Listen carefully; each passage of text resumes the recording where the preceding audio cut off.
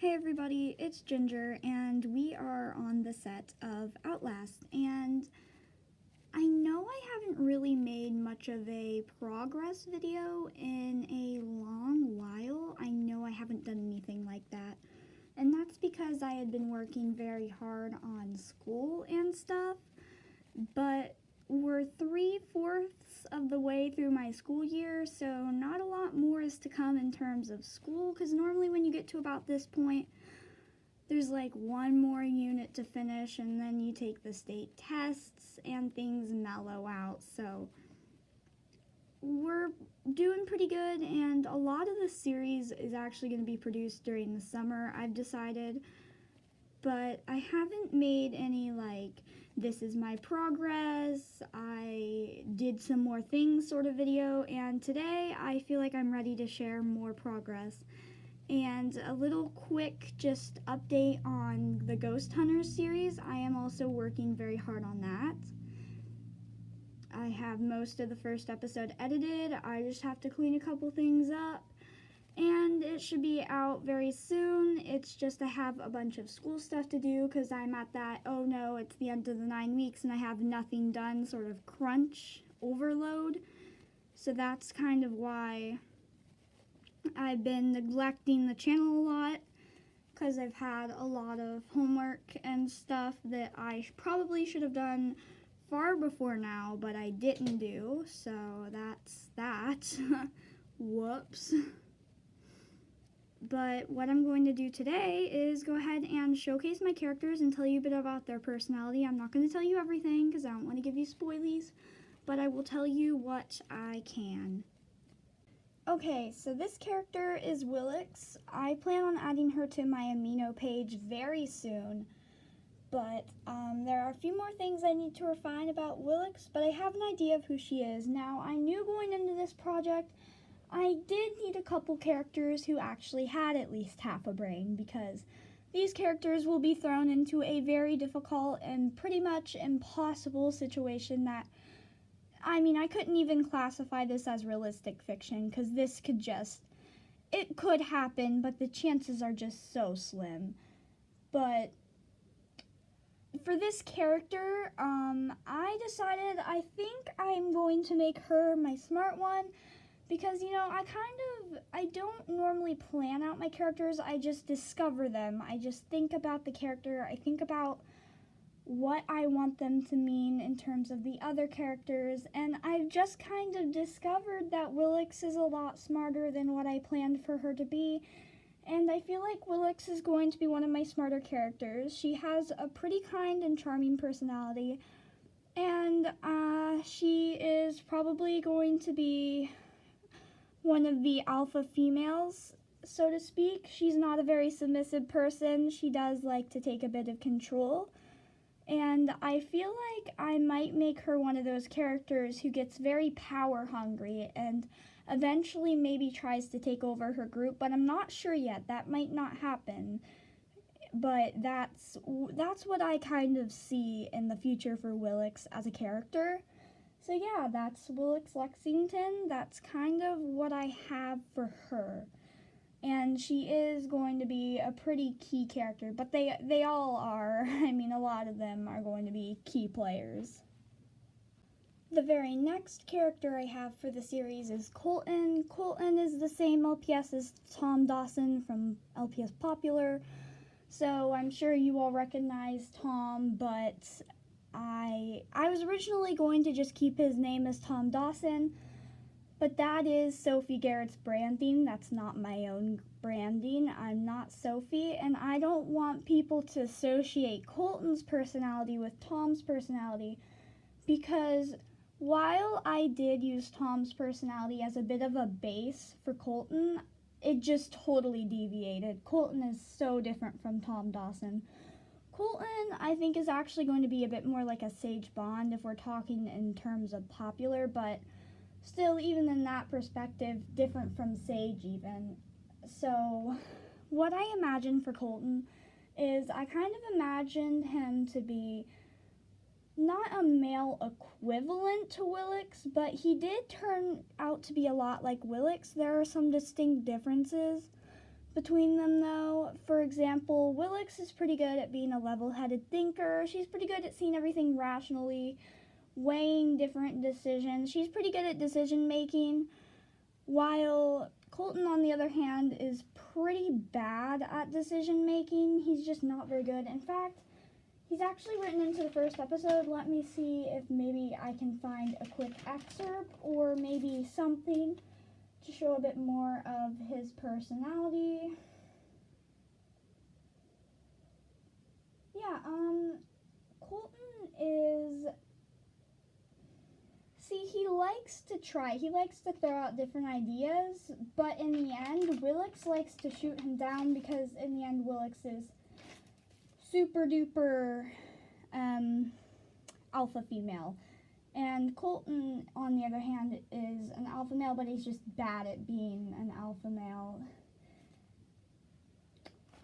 It's kind of hard to explain Colton's personality because it's just the sort of personality that you need to see in action and analyze for yourself, because he's more of a just do it kind of person. He kind of just, I don't want to say does what he wants or goes as he pleases, but that's kind of the way his mind works. He's still a bit in a rough draft sort of phase, but I see a bit of a path in the future for where I want to take his character.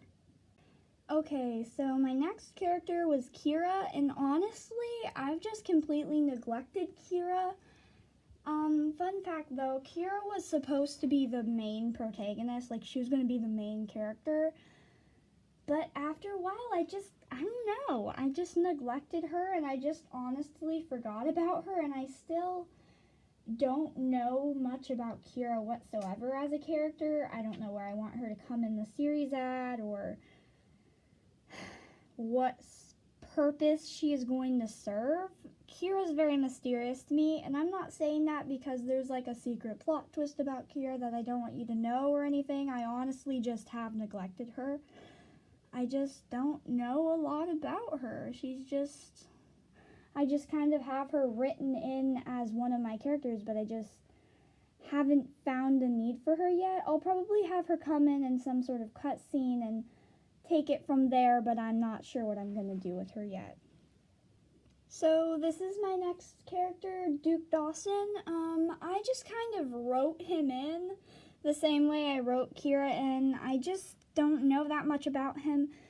See, originally when I was super little and I used to treat these characters as toys and I just played with them or whatever, and I didn't make scripted productions or anything like that. I just played with them. I just named this dude Duke Dawson, and I said he was Tom's brother.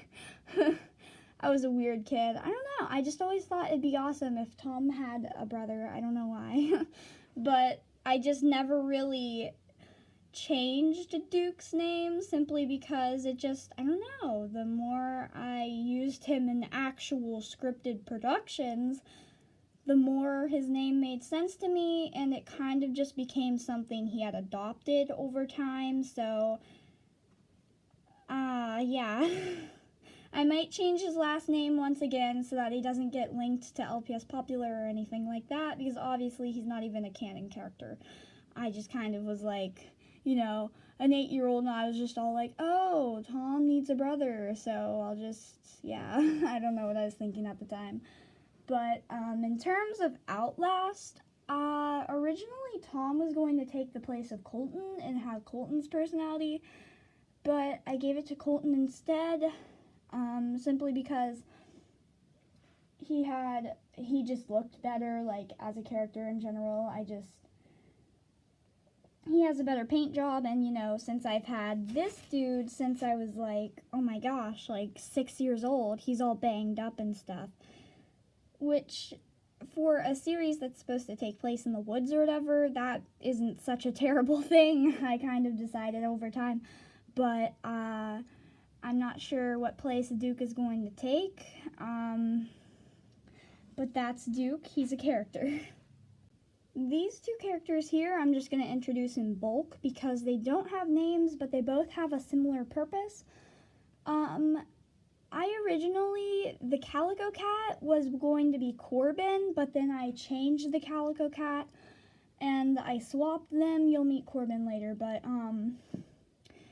these two characters I believe I might want to put in my antagonist party, simply because I don't think I have enough antagonists to make the situation realistic, because, the situation is a school shooting that leads to kids being trapped in the woods and surrounded pretty much by these antagonists, I guess, and it just wouldn't make sense if there are only two antagonists, because in a real life situation with two antagonists, the police could tackle them down very, very easily.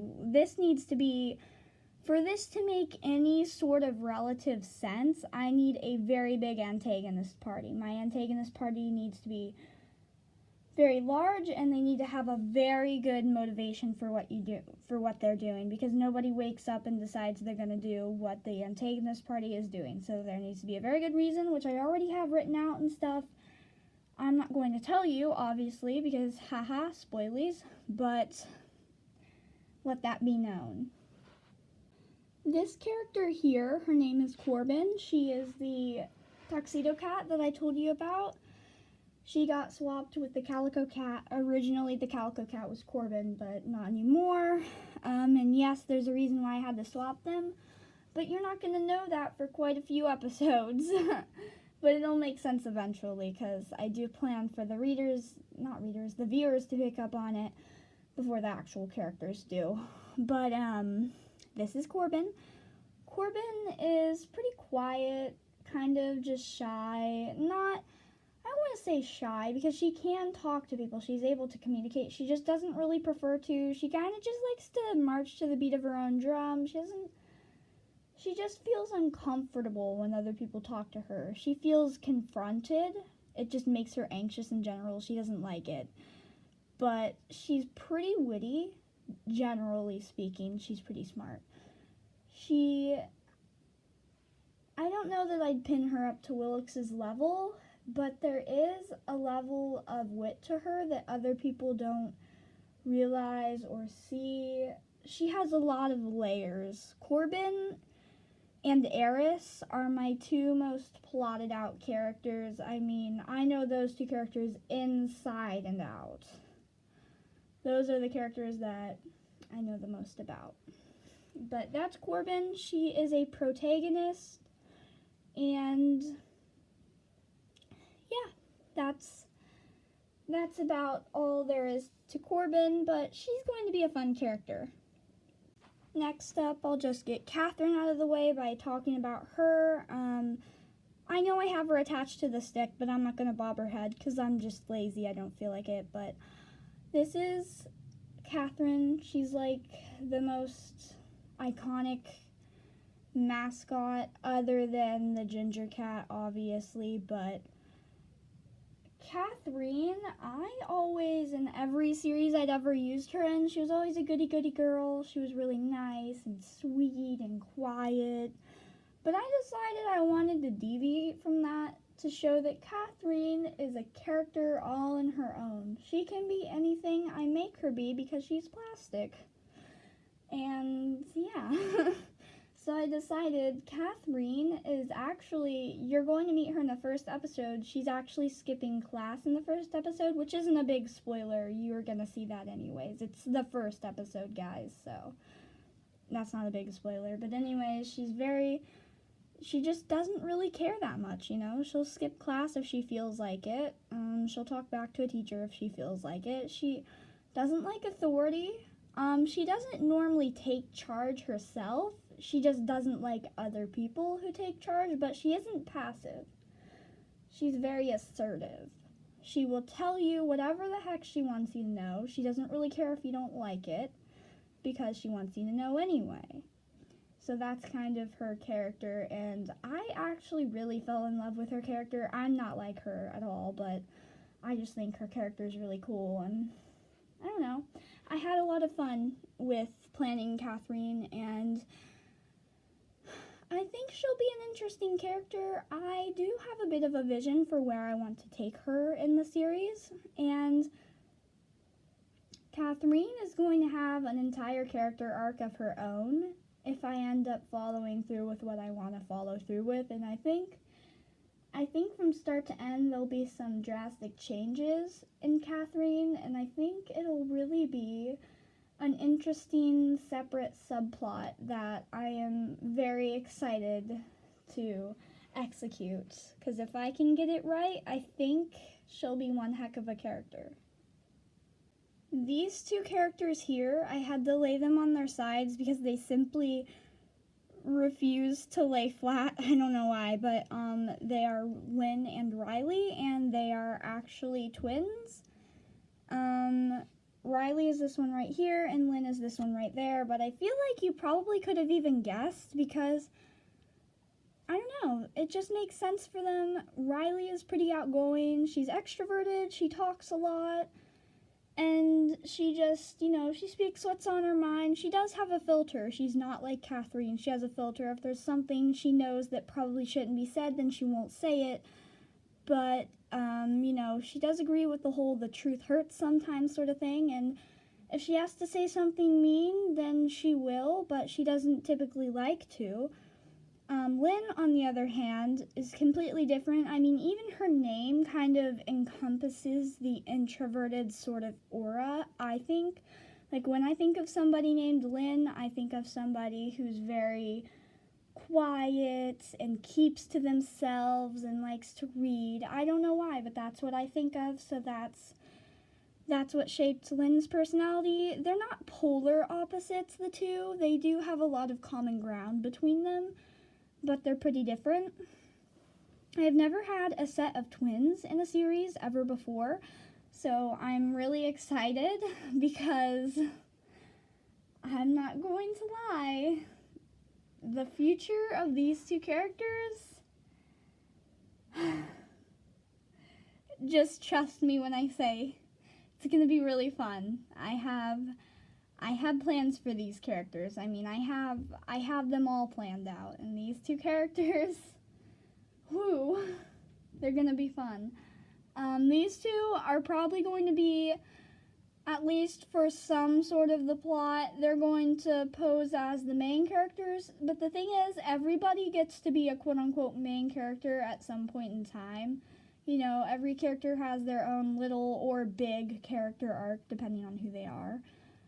But these two will have a fair chunk of runtime where they're very important. So I think these two are going to be fun. Okay, Alex does not want to stand up, so chances are he's going to fall, but this is my next character, Alex. I don't have a ton planned for him yet, but I have the general gist of who Alex is, so that will be pretty okay. Alex was actually one of my only characters who I heavily based off of several people I knew, and I also named him after people I knew. I don't actually know somebody named Alex who I named him off of. Actually, no, I lied. I do know somebody named Alex. He plays the saxophone, but that's not who I named this character after. I didn't use anybody for Alex's first name or anything, but I did use somebody for his middle and last name who I know personally. Simply because, why not? Why not have one easy character who you can just kind of steal a little bit of other people for? So yeah, this is Alex Butcher, and that's him. With the last name, it was really hard for me to think of a last name for him, but I just took a couple letters from somebody I know, and I just kind of I don't know, I created Butcher, so that's his last name, I guess. He's not actually a butcher or anything, though, that I know of. But I don't know, the last name kind of fits him, not fits his personality, but I don't know, sounds kind of cool, so that's that. Alex is simply just going to be, he's going to be pretty easygoing, pretty go with the flow sort of guy. He's pretty level-headed. He thinks he's a pretty good thinker. He's pretty good at decision making, and he's pretty good at talking to people. He's just going to be one of those characters that are just kind of, I don't want to say like a regular dude or whatever, because that's not very specific, but when I think of Alex, I just think of, the friendly people you meet on the street or whatever, which you don't meet friendly people on the street anymore, but back when that was a thing, I just kind of think of Alex as like a good neighborhood friend or whatever, and he's kind of going to serve as, I guess, the glue. He's going to just help pull everybody together and keep the group strong, mentally strong, that is. Alex himself isn't actually like a brawn or anything, but he's going to keep everybody mentally strong, and he's going to serve as my person to keep everybody pretty stable in times of crisis, which is the entire series. So Alex is very, very important for the mentality of my other characters. So I'm pretty glad I have Alex. He's kind of like my medicinal character. That's what I modeled him to be. Okay, so this next to last character that I'm going to introduce is named Avarice, but everybody calls her Ava Quillen.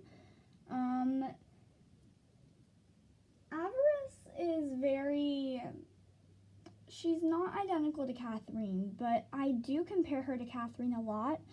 But ironically, the two characters very much hate each other, which, an important thing to do, guys, make sure your characters have relationships prior to the start of the series, create a bit of a prologue, I guess. I mean, don't actually show your prologue to other people, but just kind of have a bit of an idea of what relationships these characters have with each other before the series starts, so that it's not like these two just met each other. Because you gotta keep in mind, all of my characters have been going to school together since, like, kindergarten. These characters know each other very, very, very well. And they all have opinions on each other. And certain characters do like each other, certain characters don't. And that's something you need to keep in mind when making any sort of series or writing or anything. Is that characters need to have a prior relationship. That relationship can change if you want it to, but make sure it's there. But anyways, Ava, in a sense, is a lot like Catherine when you think of her behavior. Ava just kind of does what she wants. She's a bit snotty and snappy and kind of mean to people. Sometimes she doesn't realize it, sometimes she does, but if she hates somebody, then she'll just treat them like crud, and she doesn't really care. She couldn't give a hoot. She doesn't really care. She's kind of just out for herself. She really just cares about herself, and she doesn't put other people before her, which, in complete honesty, that's a pretty humane trait to have. I mean, I'm not gonna lie, with most people, I'm like this. I mean, even when it comes to my own family, if it's like, Ginger, go get me a pop, I'll be like, no, go get me a pop, oh my god, or go get it yourself or something. That's just a humane trait to have, and it's also a very childish trait to have. And all of my characters are children. They are 15 years old, most of them anyway. And that's older than me, but that's still a childish age, where there's a lot of immaturity present. So I did pour a lot of that immaturity and kind of pettiness in general into Avarice. So Avarice is a bit like Catherine, but Avarice is more on the dramatic side. Ava loves drama. She loves to start it. She loves to finish it. She loves to be in the middle of it.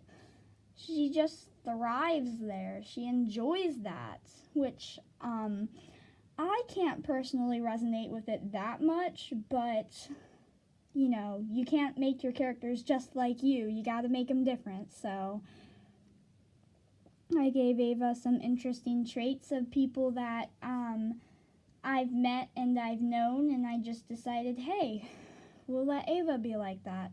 Ava's also kind of like the boy crazy person, which, I'm not gonna lie, low-key kind of resonate there, but Ava's like over the top with it, and I just think it would be interesting to create drama in the series that isn't all life-threatening, because, you know, you gotta keep raising your stakes, but you can't have every situation be life-threatening. So I have some other characters that are kind of just there to stir up some drama and make everything seem a bit more realistic. Okay, sorry about the sound of my cat trying to open my door. That might be present for the next couple minutes, because he gets random urges to break into my room, and obviously I'm filming, so I can't have that right now. But there's not much I can do to control that. But this is my next character. I had to lay her on her side as well, like I did with Riley and Lynn, because I just couldn't. She won't stand up. But this is my mascot. I didn't want to make my mascot a character because she is my mascot. I wanted to make her a character because, I don't know, I just felt a compulsion to do so. I don't really know why, actually. But I don't really have a ton planned for this character. I don't know a ton about this character. I just know that this is a character, and sadly that's how I am with a few characters still. But most of my characters I have rounded out, and my other characters that I don't have planned as much, I'll just have them come in at a later time, which I can do so, because whenever everybody exits the school, when the antagonist party infiltrates, everybody's gonna go in all kinds of different directions. So I can just write this story so that my mascot and maybe Kira or some other people that I don't have planned out very well are in a completely different location at the time, and maybe I'll tap into their personal story or whatever during like the 5th or 6th or even 7th episode if I have to, so that I can start work on the other characters.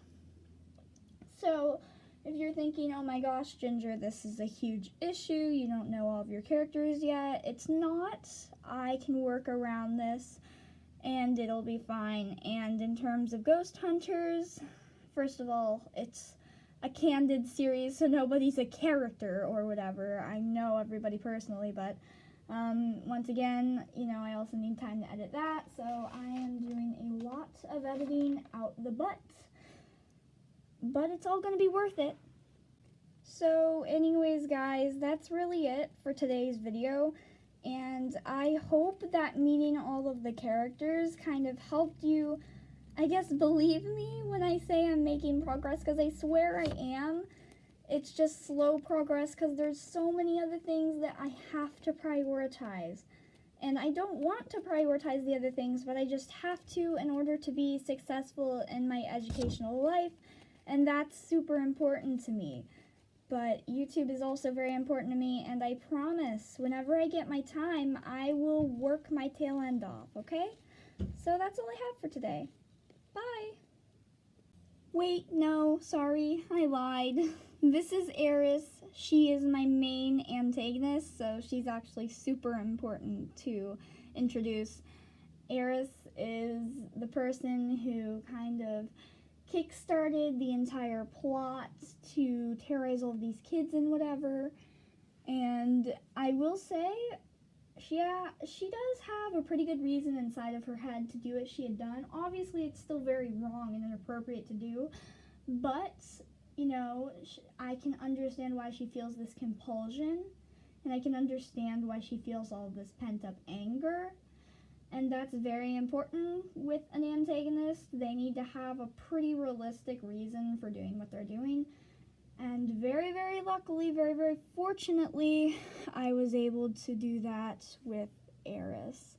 However, I don't actually totally remember her backstory. I have to look at my plotting notebook once more, which is why you should always keep a plotting notebook, because you're going to forget a lot about your characters, okay? That's just... Don't feel guilty about it. That's normal. That's a lot of people to memorize.